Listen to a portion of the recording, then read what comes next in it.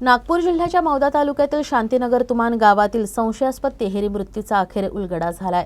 आई वडील आणि मुलाच्या मृत्यू प्रकरणात श्रीनिवास इळपुंगटीनं स्वतःची पत्नी आणि मुलाची गळा आवळून हत्या केल्यानंतर स्वतः देखील आत्महत्या केल्याचं स्पष्ट झालं आहे।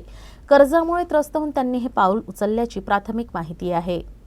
नागपूर जिल्ह्याच्या मौदा तालुक्यातील शांतीनगर तुमान गावातील संशयास्पद तिहेरी मृत्यूचा अखेर उलगडा झालाय।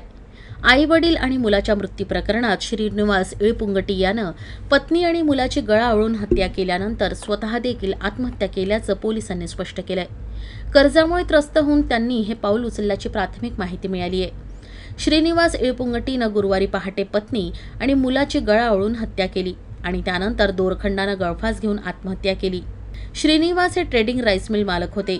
कर्जामुळे गेल्या बऱ्याच काळापासून ते मानसिक तणावात असल्याची माहिती आहे आणि यातूनच त्यांनी हे टोकाचं पाऊल उचललं असावं असा अंदाज व्यक्त केला जातोय। तरी देखील अरोली पोलीस घटनेचा सखोल तपास करतायत।